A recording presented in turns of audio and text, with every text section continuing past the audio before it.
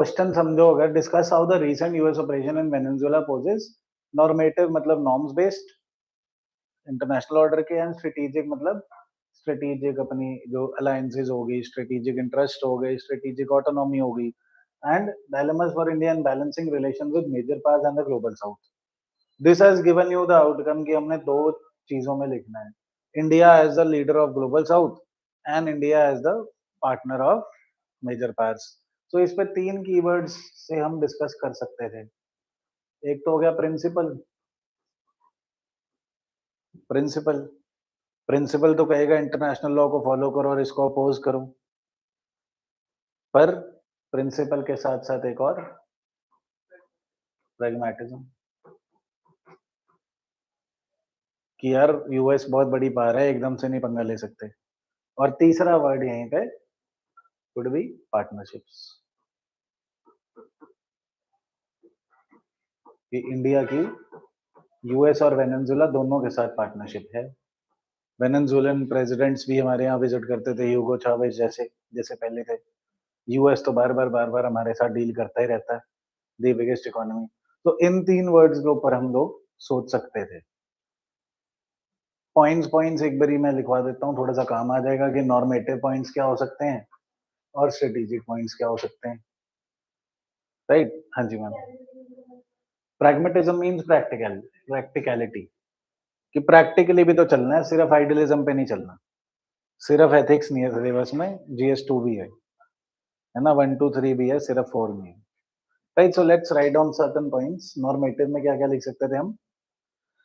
Strategic non intervention लिख सकते थे. sovereignty and non intervention, not strategic. sovereignty and non intervention. इसमें पंचशील और यूएन चार्टर का एग्जांपल आ सकता था. यूएन चार्टर में आर्टिकल 2 क्लॉज 4 बोलता है, बट चलो इतना नहीं याद करना. Then rule based international order, normative में rule based international order. India advocates rule over might, कि जोर अजमाइश नहीं करनी, रूल से चलो. एंड इसकी वजह से सिलेक्टिव एप्लीकेशन हो सकती है इंटरनेशनल लॉ की, है ना. देन ग्लोबल साउथ क्रेडिबिलिटी,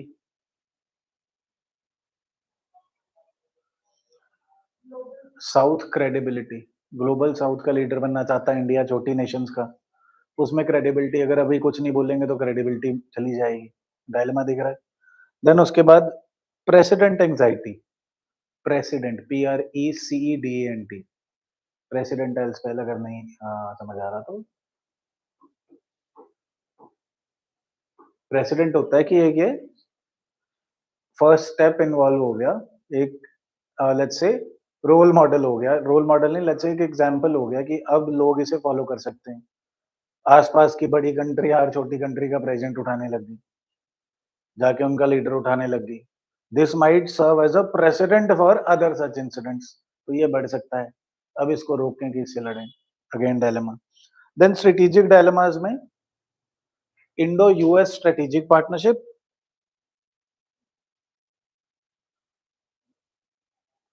कि इनसे लड़ें तो इनकी पार्टनरशिप जाएगी.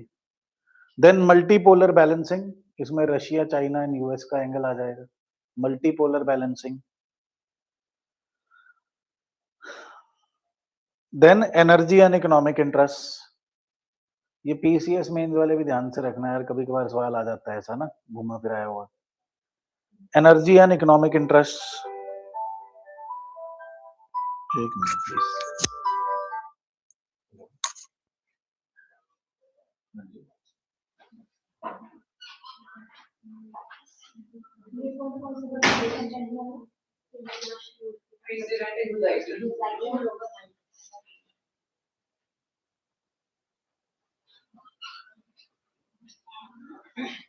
हाँ जी. So energy and economic interest लिख लिया हमने.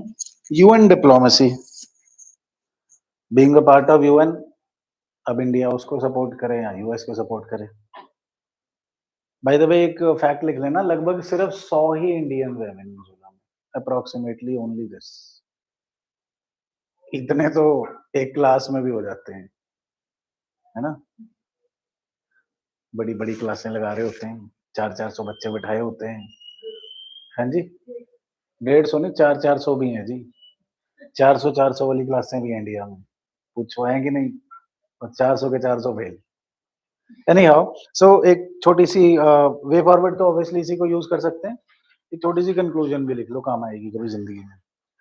So the Venezuela episode highlights India's tightrope walk. Highlights India's tightrope walk. इसको अंडरलाइन कर लेना, कीवर्ड काम आएगा जिंदगी में. Tightrope walk between principled foreign policy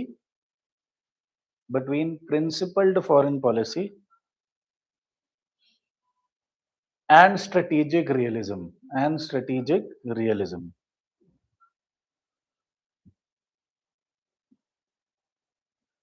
India's challenge is not choosing sides, but preserving strategic autonomy.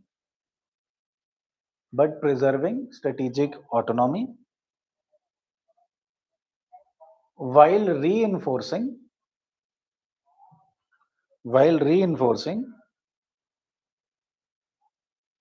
the primacy of international law.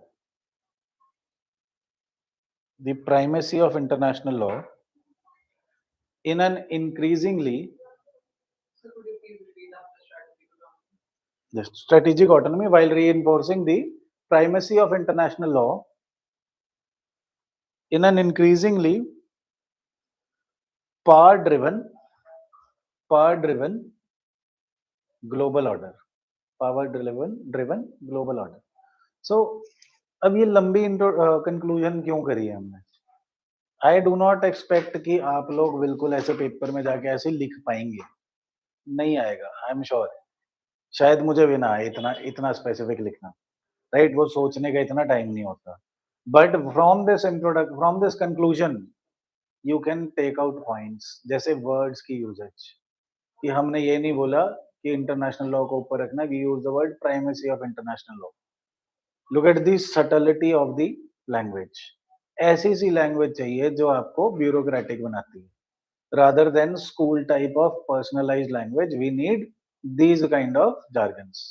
तो बार बार हर एक syllabus के कंपोनेंट से हम लोग ऐसी कंक्लूजन्स लिखते जाएंगे, एंड धीरे धीरे what will happen is you'll at least ingrain these words like the tightrope walk, like the primacy of international order, strategic autonomy. हम शायद अब strategic autonomy तो बार बार यूज करते हैं, तो आज एड ऑन कर लो tightrope walk, उसमें primacy वाला word add on कर लो. So these will give you more marks in the mains.